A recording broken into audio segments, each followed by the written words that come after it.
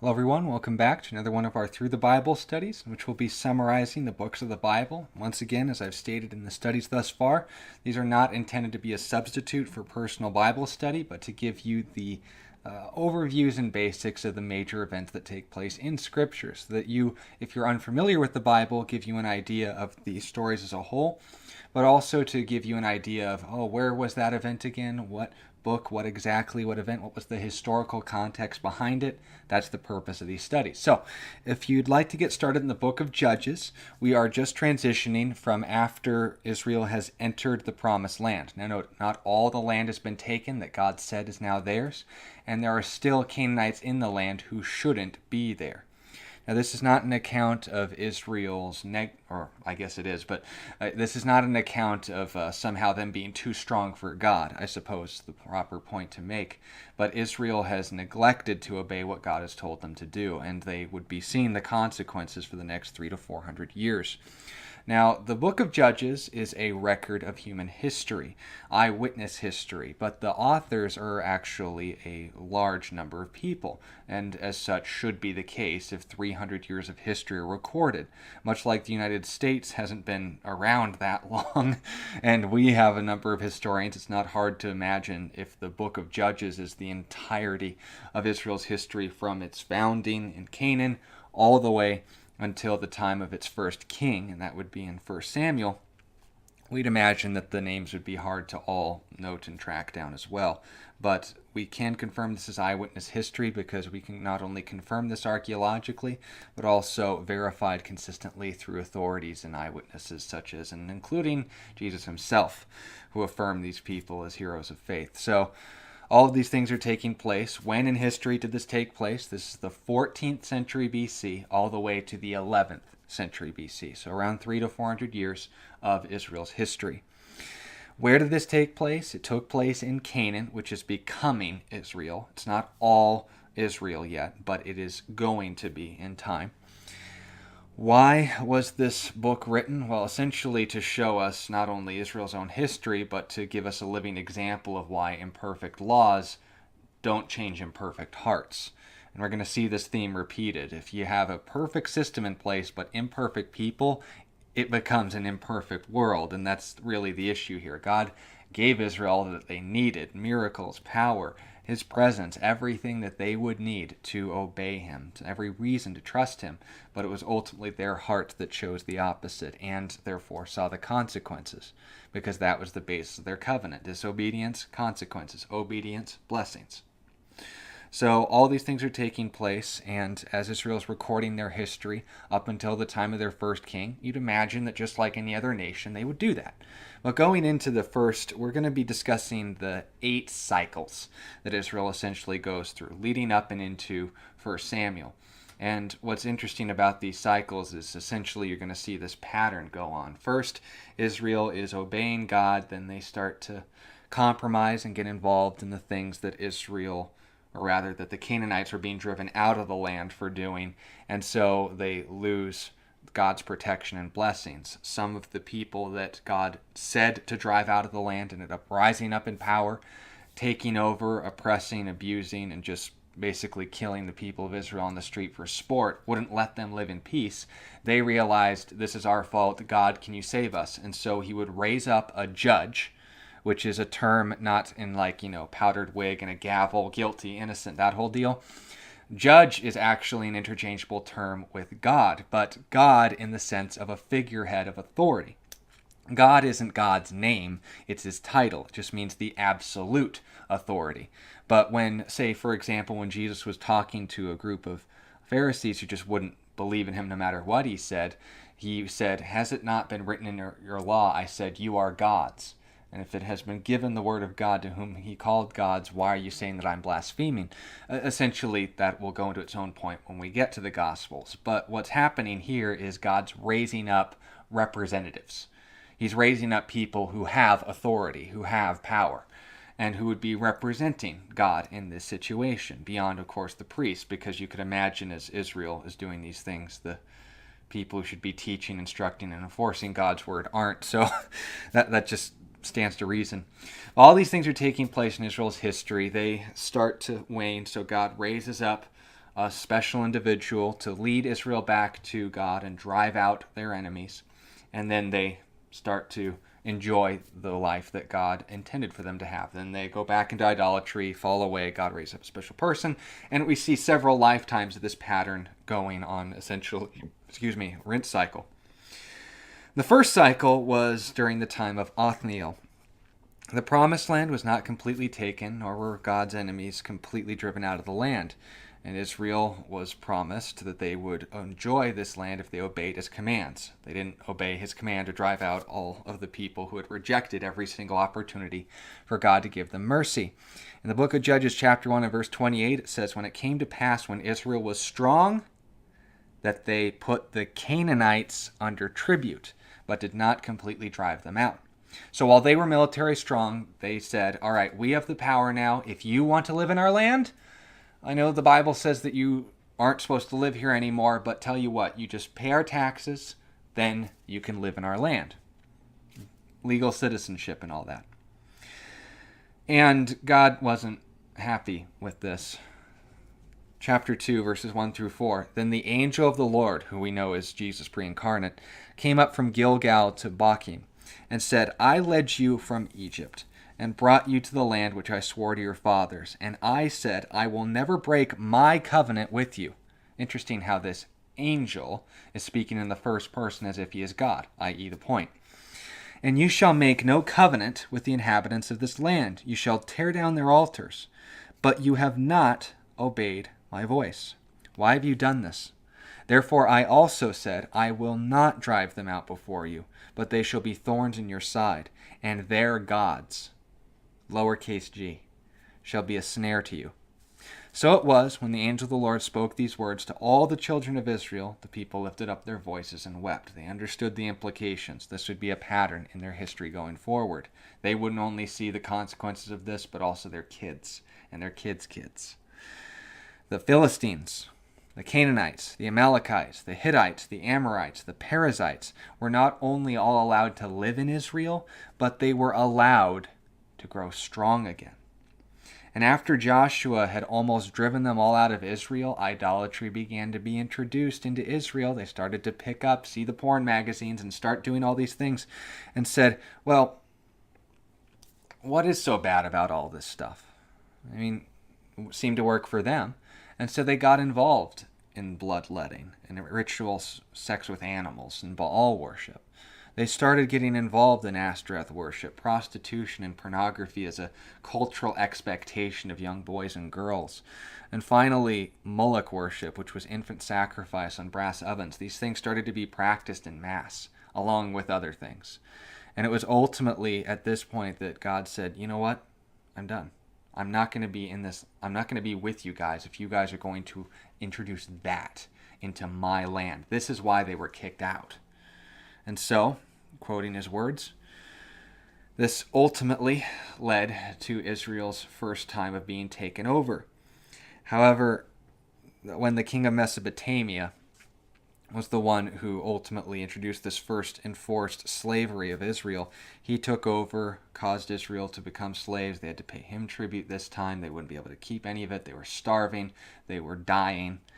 And finally, they cried out to God. And so Othniel, who, by the way, if you remember Caleb and Joshua, the previous book, those were the two spies that trusted God when they entered into Israel. They were the godly families that ultimately were raised up as leaders in Israel. And Caleb, who was Joshua's other friend, he had a younger brother, Othniel, or nephew, who still had a relationship with God. And so, based on his faith, he raised him up in spite of the rest of the nation just not caring about God, but now, because of their circumstances, they had to.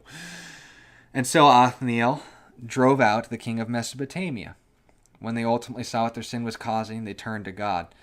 Othniel led the conquests, and so for the next 40 years, Israel knew peace. Imagine that.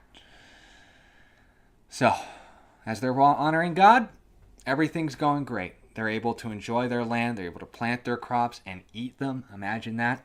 They're able to not have to worry about being killed or accosted on the street. They're not starting to well, just basically worrying about, that channel being on the TV and stuff. They've cleaned house spiritually, but then small compromises start being made, and, well, what's so wrong about this anyway? And, well, yeah, they did it, and they saw those consequences, but the king of Mesopotamia is gone. What's going to happen next? So they started going back into idol worship, and then the Moabites came in. Now, you remember the Moabites gave Israel some problems back in the book of Numbers. They were the ones who originally weren't supposed to be Israel's enemies, but because their king, whose name was Balak, didn't read his history and understand, oh, the people of Israel are our relatives. Lot is our forefather, and he was a nephew of Abraham. Well, these people don't have any threat against us. We haven't been given a prophetic warning that we won't belong in this land if we do all this stuff. Well, sure. No, he hired a prophet named Balaam to curse Israel, and Balaam couldn't curse them because God was protecting them. So he said, well, here's what you do. Just show them your idols. Get the guys excited. Send your attractive girls in, and when they start getting into bed together, because the people of Israel know better, God will strike them dead. You'll basically just be doing their work for them. Well, Moab comes back. They've made themselves enemies of Israel. And their king, whose name was Elgon, by the way, there's not a lot that we were told about him historically, but all we know is this. He was fat. And I mean fat. I mean Austin Powers, Mike Myers, Goldmembers, just that kind of guy. He was blood-type pudding. Okay, that's all that can be said. And what was interesting was as Ehud and the Moabites, or not Ehud, Elgon and the Moabites were doing the same thing that the Mesopotamians were doing to Israel. They're just like, we're in charge now. And so we're going to make sure that you guys are going to give us all of your tribute, and the only way you're going to live, you think you're in charge of this land? We're in charge now. We got the bigger army. I'm the bigger man. And so, I know I can't do a fat voice. I'm not fat, but you get the point that's being made here. So when Israel understood what they were doing was where it got them to the place that they were in today, they decided, follow God? No Elgon. Reject God? Lots of Elgon. I'm gonna take this one. So they asked God for help, and he raised up a man named Ehud. Now Ehud was from the tribe of Benjamin, and he was also culturally distinct for being left-handed. Now, we don't understand this a lot today, but back in that culture, remember, why is it an insult to shake hands with someone with your left hand, to wave with your left hand if you go overseas? Well, that's because they don't have toilet paper. And this was especially true in the case of 14th, or I guess it'd be 13 now, around 13th century BC, 1,300 years, or 3,300 years ago from today. So we're talking about all these things, and Ehud is left-handed. Well, why would that be weird? Well, it's because if they didn't have toilet paper or running water, what do you think they used to wipe? They'd get a bucket of water, and they'd use their left hand. And that's how they would clean. And that's why you would only eat, you would only interact with other human beings with your right hand. Because this was coming in contact with things that you didn't want getting on anybody else. Understand the point that's being made there? So Ehud says, all right, give me the tribute. I'll bring it to Elgon. And so he's, bringing this giant cart full of all the crops and stuff. But he's hiding a knife. He made his own knife, and he's hiding it in his left hand. It was about the length of a man's forearm to elbow. That would be a cubit, about 18 inches. So he's got that all concealed and stuff, and he's pulling his giant cart, driving the donkey or whatever. And he's carrying all this money and resources to Elgon in order to just live in what was actually Israel's land. And they, obviously you got to search him and stuff, but they don't check his left hand. Why? They don't want to touch that arm. They didn't know Ehud was left-handed, but Ehud was hiding something special, and they didn't want to touch it. So they're just like, oh yeah, your right hand's clean, robes, okay, you're good. So they let him go in. And so Elgon's sitting, and he's just like, hey, did you bring me my tribute? He says, yeah, and I also have this from God. And then he shoves the 18-inch long knife inside of his body, and it goes all the way in, but it doesn't come out. He was that big of a guy. And so he's using the guts pour out and everything. It goes into all these details and stuff. Trust me, if you're a dude, you're going to love the book of Judges. But he shoves the knife all the way in, and he just leaves the tribute and he leaves. Well, Elgon apparently, while he was receiving this tribute, he was also on the pedo. He was using the toilet, and then when his intestines came out, he went to the toilet through his stomach. So there's an image. But apparently he was notorious for taking extremely long dukes. And everyone's out waiting, and Elgon's not coming out, and they're just like, is he in there for a while? It's like, yeah, I guess. It's kind of a normal thing for him. And it says until the point where his advisors, his men, started to become embarrassed for how long it was taking. And they're just like, boss, are you okay? Okay, leave him alone. And they just wait a little longer. Boss! And then they they check again. And they see a trail of blood. It's like, oh no, did you not take your diuretics again? It's just...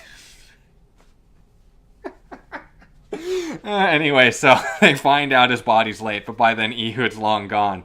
So this is on his history. So Ehud gets the Moabites king, and because their big man, literally and figuratively, has been taken out, they freak out and leave the nation.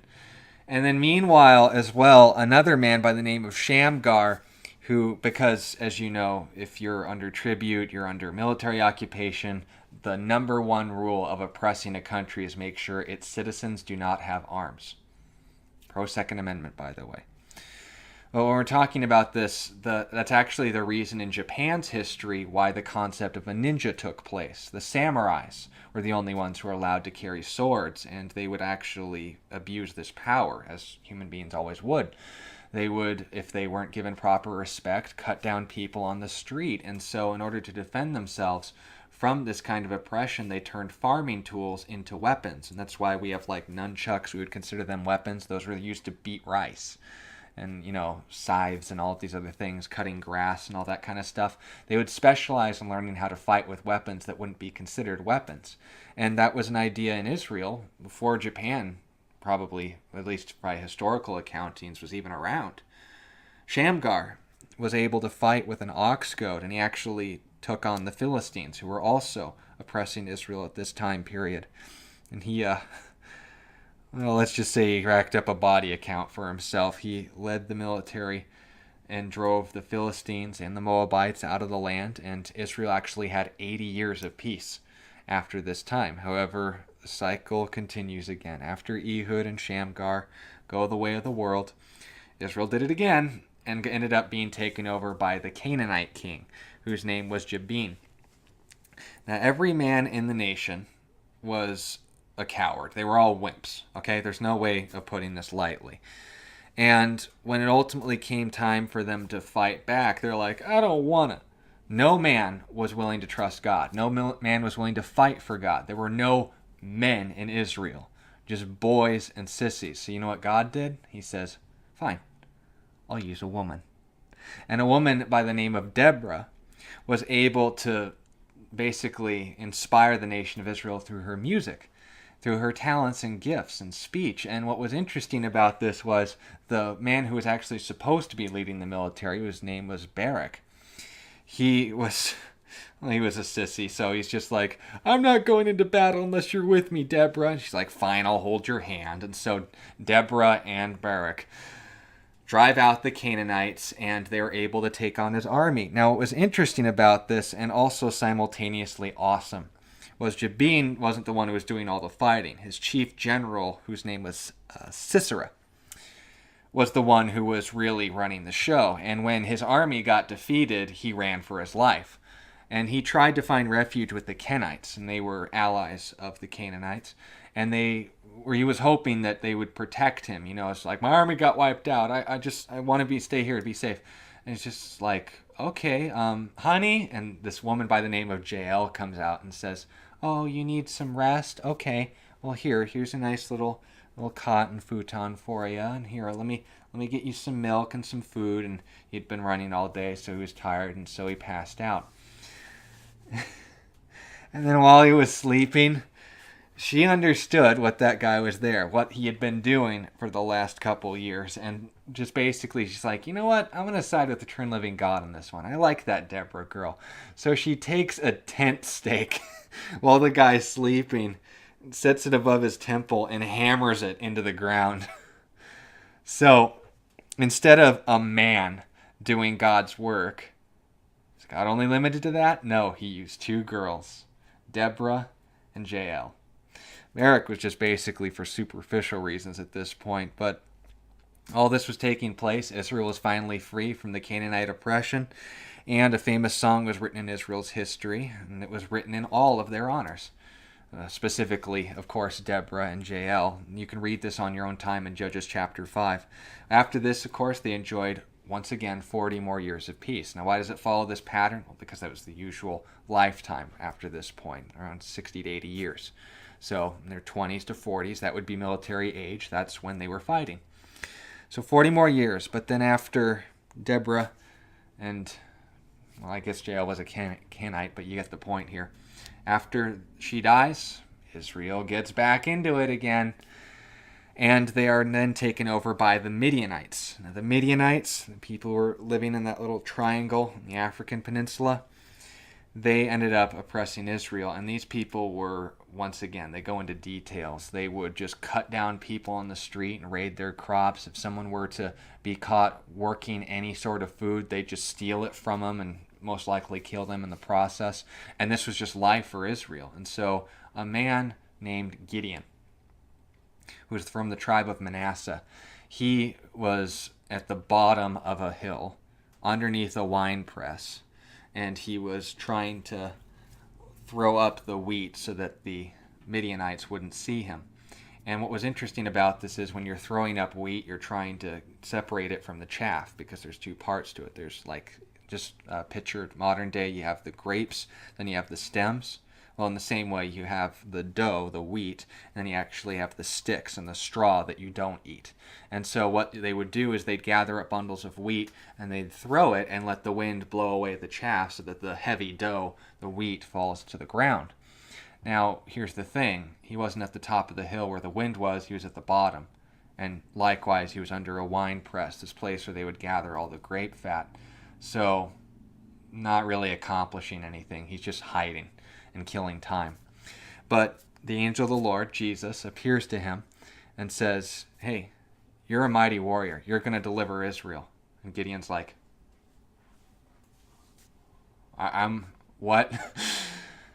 He's like, I've called you, and that's what you're going to be. And Gideon, naturally wanting to make sure that God was in this before he took anything drastic, like maybe it's just humid or something. So he says, if this really is you, God, I'm going to get a piece of fleece, some cloth, and I'm going to place it out at night. And then if everywhere on the ground is dry, but the dew all gathers in that cloth, then I'll know it's you. And so this first test, Jesus says, fine, I'll meet you where you're at. Your entire lifetime, you've been separated from God, your nation. You grow up never knowing my miracles are seen in the first place. I'll humor you.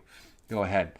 And so he comes back and he sees the cloth and it's sopping wet from all the morning dew, but for some reason there's no dew anywhere else. So he's like,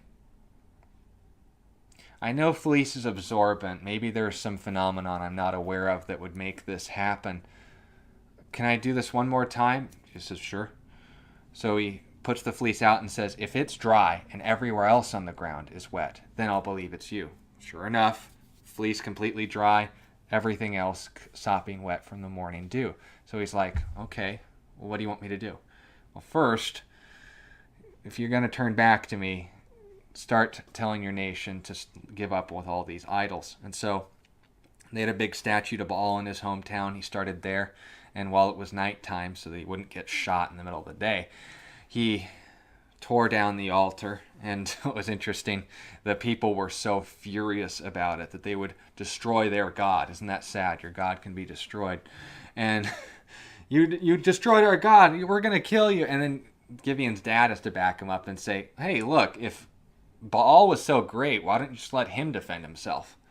And they have a response to that. So Gideon starts to step up and says, okay, so here's how this is going to work. We're going to drive out these Midianites. It's like, are you kidding me? Their armies are in the hundreds of thousands. How are we going to beat them? He says, we got God on our side. Just gather everyone who wants to be free of the Midianites, which should be everybody. He gathers men also to match them. It wasn't in the hundreds of thousands, but around that range. And so, balanced. Trained soldiers against farmers and oppressed slaves all their lives. Not exactly a winning bet, but maybe God can pull something off here. But what was interesting is how many tested God, basically humor Gibeon for? 2. So you know what God did? He says, hey Gibeon, I want to make sure that you trust me. Remember what my law says about men going into battle. 2 standards. 1, if they have any concerns or any previous engagements, they're exempt from battle. And likewise, if they don't want to be there, they don't have to be. This is going to be something that I've called them to and that they trust me to do. So Gibeon says, hey, anyone who's scared, go home. And so about 90% of all the people leave, and there's only like a couple thousand left. And he's just like, oh boy, we're outnumbered now. And so this first test God gives, but guess what? God says, second time, Gibeon, there's still too many. They might take credit for this. They might think that they were so wonderful that they were able to drive out the Gibeonites, or the Midianites rather. So Gideon, tell them to go and drink water by the stream, and based on how they choose to drink, you'll know which ones I've called to actually join this battle, and which ones I haven't. So it wouldn't just be their willingness to fight, but their willingness to trust God, that God actually equipped them for this. So the ones that trusted God, interestingly enough, scooped out the water and drank it by cupping. And the ones who didn't trust God, they just dove their heads into the water. What was interesting was when I went to Israel with my father, we actually went to the spring that Gibeon soldiers rallied around, and it's still a fresh spring water stream to this day. And when we were taking pictures and stuff, I remembered this passage. And so when my dad went over to the water stream, he was, posing with the pitcher, and he scooped out the water. And as it was flowing out of his hand, they took the pitcher. And they said, Sean, you get up there. So I just shoved my head into the water and had him take a picture. So I guess I'm not called by God, but that's not, at least not into battle. So that's neither here nor there. Just a fun story. But Gideon counts the people who cup the water instead of shove their heads in, and 300 are left. And by the way, remember when this took place in history. You guys remember King Leonidas and the Brave 300, the 300 movie and all that? Remember, that took place 1,000 years after this. And Solomon, 400 to 500 actually years after this, was trading with the Greeks. So they would have been able to have heard this story. Leonidas was inspired by Gideon. So that's what we can conclude from history, at least, in knowing which one came first. But all this is happening, and they went from 10,000 to 300, so they had to trust God. And instead of fighting the battle, God says, you're not going to fight, you're just going to scare them. Here's what you do. Take a torch and a pot, just hide the fire, but make sure it's lit underneath the torch so they don't see you coming. Surround the Midianite camp, and what you're going to do is, when I tell you, you're going to say, for Gideon and the God of Israel, break the pots, and then the fire will be. And note, not everyone in an army would carry a torch. They usually think like one every 10 to 30 people. So the Midianites would say, like, there's 300. There's got to be like 300,000 of them. And so they would freak out. And so seeing their camp surrounded by fire, they thought this was just superficial, that the Israelites were coming in at the middle of the night. And so they drew their swords and they just started swinging. And they all butchered each other. So God really set this up, and he actually confirmed this was exactly what he was doing by messing with their heads a little bit. When Gideon snuck in and listened, and 2 guys were talking about their dream, and he's like, oh man, I just had this really freaky dream, man. There was this flaming barrel of hay that fell down the hill and knocked all of our tents over. And remember, Midianites, not relationship with the true and living God. They were pagans, and pagans are superstitious to the max. So when they're just like, oh my gosh, something with fire is going to come down and destroy us all. And then they were all freaking out. And they're just like, man, I don't know what I'm going to be doing. And then the fire shows up and they're just like, it's a sign. Baal and Dagon have betrayed us, and all these other different things. And so Israel sees victory. And they want to actually make Gideon their king, but Gideon says, no, God won you this victory. He's your king, remember? And interestingly enough, a short-term revival takes place. But it actually didn't take long enough for Gideon to die before they started falling back into idolatry. Gideon himself wasn't even perfect. He had a lot of girlfriends. Let's just put it that way. He had a problem with polygamy. He did not obey God's plans for marriage, and it made his kids into creeps. One of which was actually the most significant, Abimelech. He was the one who kind of took over Gideon's position of popularity in Israel, and he had a fragile ego, let's just put it that way. So whenever he would hear that someone was talking bad about him or making fun of him, he would invest all his time and energy in hunting down and killing anyone who would say anything bad about him, rather than doing the thing that they're supposed to be doing and driving out their actual enemies. So meanwhile, Abimelech's like declaring civil war against anyone who talks bad about him. The Philistines, the Canaanites, all these other people, they're gaining power again. And what was interesting is, I guess it's irony, how Abimelech died. He was trying to murder a family that talked bad about him by burning down their home. And as they were hiding inside of their little tower, a millstone, a real heavy rock they would use to grind up grain, a girl picked up the rock and dropped it on Abimelech's head, and it mortally wounded him. Now, no, he didn't die from it, but he was dying. And so Abimelech, he was such a pansy. He's just like, someone kill me. I don't want people to make fun of me when I die for being killed by a girl. Oh boy. Well, that's what happened. So Israel's obviously in a wonderful state at this point. They're into idol worship. They are being oppressed, not only by their own men, but also by those that are rising up in power. So when they finally turn back to God, two men are actually raised up, Tola and Jair. And these individuals bring Israel 45 years of peace. Unfortunately, this was a short-term victory because they made the same choice as Gideon made with having more than one wife. And so when they died, their kids took over, as well as the Amorites. So Israel is now in a state of oppression once again. Now, because of the idol worship, cultural expectations for prostitution, you'd imagine lots of people at young ages, prostitutes are having children. And a prostitute had a child named Jephthah.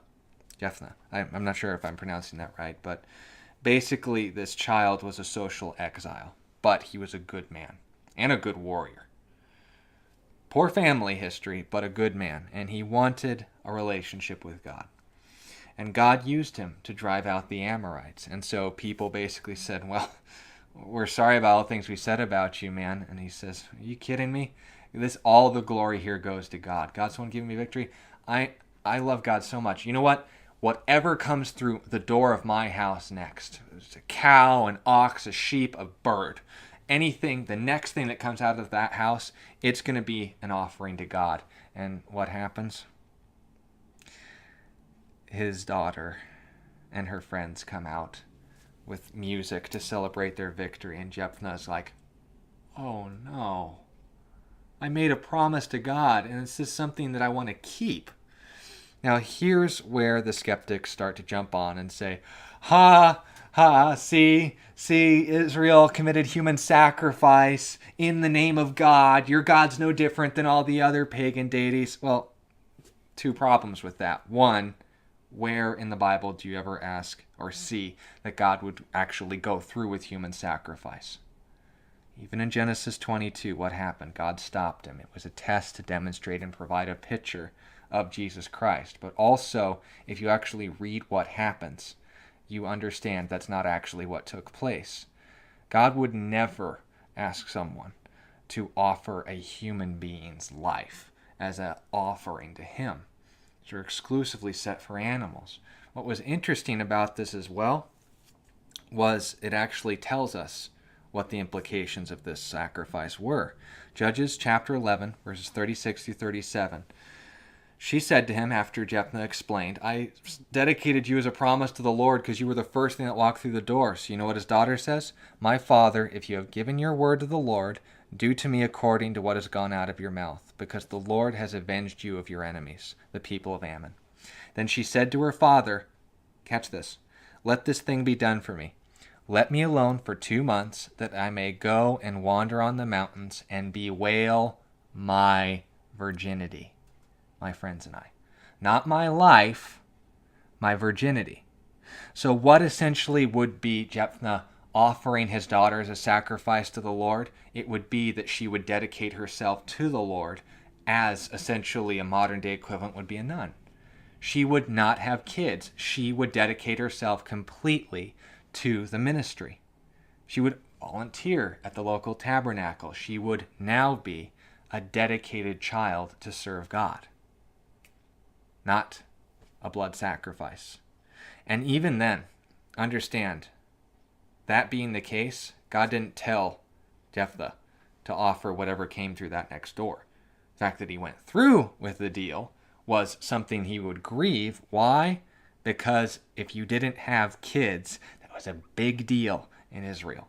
His only daughter would now have no kids, so his family line would end. That's why he was grieving for it so much. Not because his daughter was now going to die, but because now his family name was going to die. And that means a lot more back then than it does today. So all these things are happening.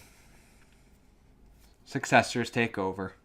Isban, Elon, Abdon, they continue to honor God, and Israel has 31 years of peace as a result of all of their ministries. However, because of some bad choices that they made with relationships and all the money that Gibeon made as well, Israel fell back into idolatry. And then the Philistines took over. Now you probably know this one. That's when a Jewish couple by the name of Zorah and Manoah were trying to honor God in spite of their nation being oppressed by the Philistines, and just generally there being this atmosphere of not wanting anything to do with God. And so Zorah and Manoah, they're just trying to have a relationship with God, but they can't have kids. And that was a very important thing in the nation of Israel. So while the Philistines were abusing their nation, it was starting to turn back to God. And it was at this point God said, I'm going to raise up another judge. And as Zorah was asking God, are you going to give us a son?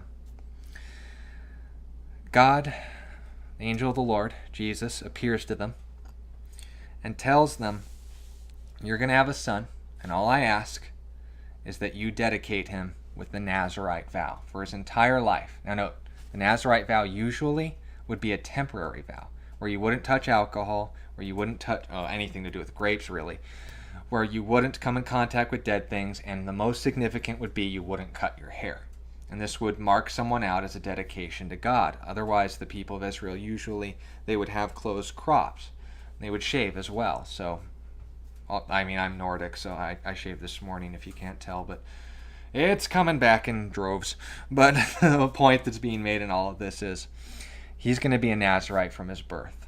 And based on that dedication to me, I will be with him. I will give him the power to deliver my people, and in a very unique way.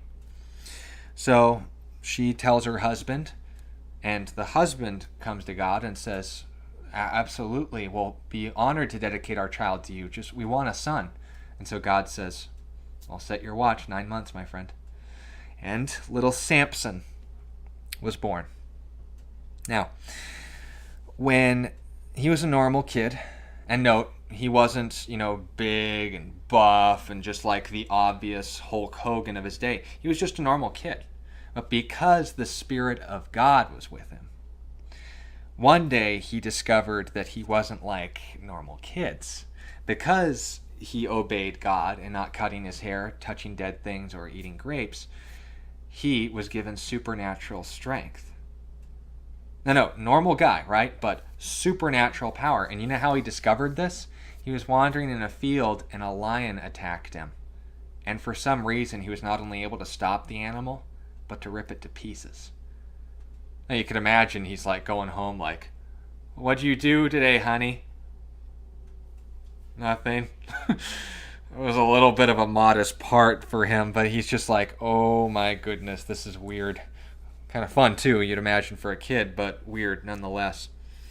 And it was also at this time in his life that he started to get a little cocky. He started developing character traits that would come back to bite him later on. He would go out of his way to walk through vineyards where grapes were, but he wouldn't touch any of them.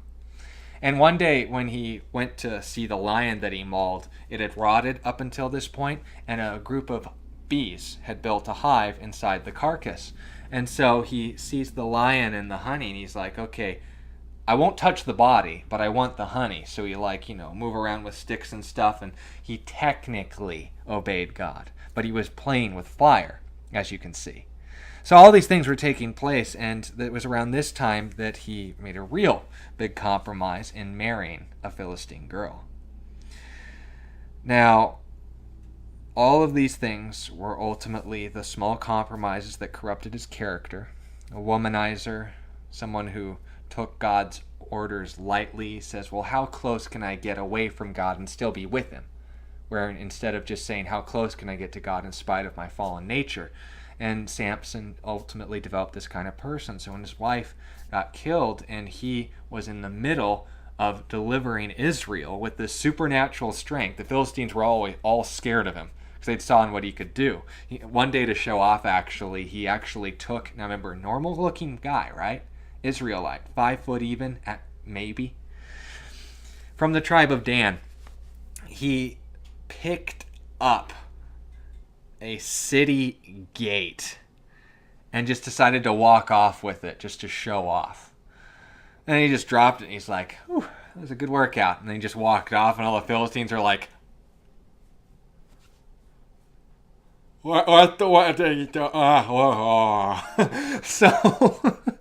so basically Samson's made a reputation for himself, and Delilah comes into his life. Very attractive Philistine girl. And she's just as decent as the rest of her nation. She made no modest claims about her intentions for him. She wanted to abuse him. She wanted to overpower him. She wanted to manipulate him, and in exchange for, you know what, she basically had him wrapped around her little finger. And it was at this time that there was not once, not twice, more times than necessary for him to conclude this girl is literally trying to kill me. He gets cocky about it, and he says, oh, the lion, I could take him. I could take this little girl. Oh, vineyards, she can do all she wants to me. I'll just keep telling her another story. Never underestimate a nagging woman. Because she finally got it out of him. And finally, when it came to the point where, not because of his long hair, but because of his obedience to God, that's what gave him the power of his strength. When she cut his hair, and the Philistines were hired for the 4th time to come in and basically chain him, take him away, and use him for sport and entertainment, just to poke him with spears, force him to grind mills, point and laugh at him and say, ha, you scared us, now you're scared of us. Well, he thought that he could shake his way out of it even without the Spirit of God, but he couldn't. And he had his eyes ripped out, and he was forced to just push a mill to grind grain for all of their debased parties. And in fact, they thought this was so amusing to them that he was providing them all their food that they would bring him into the shrine of Dagon. Dagon was a Philistine deity that was worshipped through bulimia. There's no other way to put it. So they'd eat a lot, they'd vomit, and that's how you would dedicate yourself to Dagon. You'd present him with your vomit, and then you'd eat more, and you get the idea. So Samson's chained in the middle of the place. They're, hurting him and laughing at him, and he's just there blinded, and he's praying to God, much like the nation was. He says, God, I didn't obey you. I was the idiot here. Can you give me one last time the opportunity to fight for you, to defeat your enemies, to defeat the people, to kill the people that have been killing yours? And so his hair grew back, and he was able to knock down the 2 foundation pillars that held the temple up. The temple collapsed, and unfortunately killed him along with them. Now note, this didn't have to happen. Is God capable of curing blindness? Could God have done more through Samson? Absolutely. But because of where he was at in his life, he chose suicide. And still God's purposes were fulfilled. The only problem was Samson didn't get to see them. So, very unfortunate time in Israel's history, but trust me, it gets worse. In fact, for all intents and purposes, it just goes all downhill from here. Because after Samson's death, the person who should have been the next judge was a man by the name of Micah. Micah was one of the priests, but he also had a hobby, and that was collecting idols. And this obviously stood in the way of his relationship with God. And he just basically treated the true and living God as just another God to add to his collection. And basically his only influence in the nation of Israel was to make it popular to have a priest of God in your home. Not to actually listen to, but as kind of a good luck charm. Like, oh, I'll put a cross up on the wall. Well, do you go to church? Do you pray? Do you actually take God's word seriously in your life? No, but, I trust God will see that and will break even. Well, this was the spiritual state of Israel, and God wasn't amused. So it was during this time there was this real spiritual stagnancy in Israel.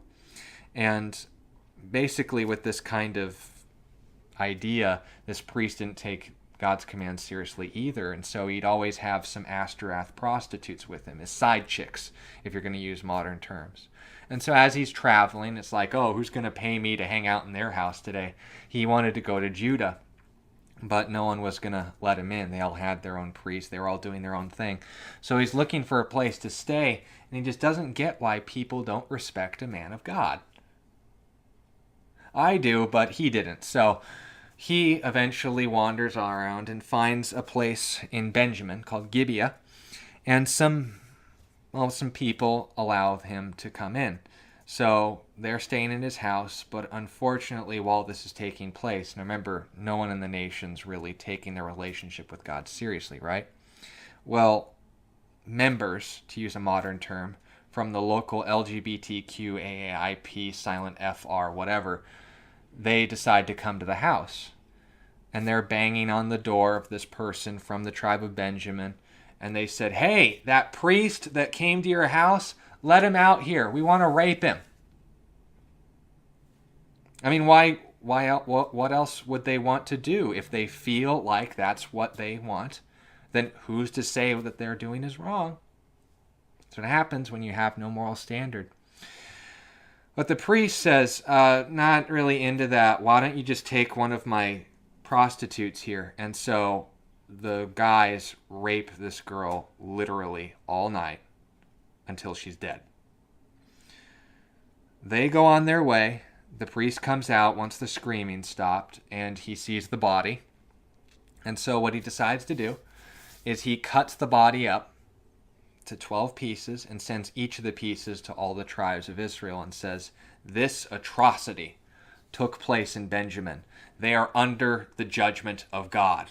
You remember our history. This is exactly what was taking place right before God judged Sodom and Gomorrah. God's called us to judge the tribe of Benjamin. Now, here's the thing. He was right that judgment from God was warranted here, but against the people that did this, not the whole tribe that they were born into. So when this priest gathered all these people to go and attack Benjamin, it was based on a load of false pretenses. This guy knew God's word just about as much as the Huffington Post. So he comes over and says, all right, God, who do you want us to attack? And he doesn't say anything. He's like, should we send Judah? Manasseh, Gad? God's not talking to them. He's going to wait for them to say, like, okay, instead of attacking Benjamin, why don't we just punish the people who did the crime? But no, he's just like, well, let's just all attack him at once. And the Benjamites rout all the other tribes of Israel. And then they say, oh, what about Judah? And so God says, okay. So Judah goes and they lose. And again, and again, and again. And they just basically end up slaughtering each other to the point where not only Israel's numbers are heavily whittled, for lack of a better term, but also the tribe of Benjamin's on the verge of being wiped out. And it's then that God says, guys, what the heck? What the actual heck? So they're like, yeah, we probably should have just punished the people who did this. I'm sorry. Hey, Benjamin, what if we just force all of our daughters to marry you, and then you can have kids, and then the tribe of Benjamin will be replenished? This is just a bad situation, okay? There's no other way to put it. So, why was this time in Israel's history so horrible? It's because God wasn't involved. That's the only way to put it. He tried bringing them back over and over again. But every time they saw a moment of peace given to them in direct association from God's mercy, what happened? They then took advantage of that peace to focus once again on twisted versions of what God created to be good. Is there anything wrong with sex? No. But if you don't do it the way that God created it to be used, it's going to hurt you and a lot of people in the process. Is there anything wrong with food? No, but there is such a thing as too much. Is there anything wrong with with your blood? Yes, but it belongs inside of your body. God created these things for a purpose, and Israel was using them all for the opposite of what they were intended. That's sin. It's a good thing twisted. So when we're talking about all these things, understand this was Israel's fault. God wasn't the monster. We're monsters. And we act like nothing less when we walk away from him. That's why the key verse in understanding the entire book of Judges is the last one. And this isn't the first time this is brought up, by the way, but it's significant. In those days, there was no king in Israel, not even God. Everyone did what was right in his own eyes. Thank you for your time and listening to this study. If you have sincere questions, ask them. If you'd like to encourage the ministry, do so. But most importantly, take those words to heart. What is right in our eyes? And it leads in history to times like these. I would rather take my chances and do everything within my power to stay as close to God in spite of myself, rather than see how far away from him I can get away with. Because for all intents and purposes, I don't want any of these things to be my lifetime, do you?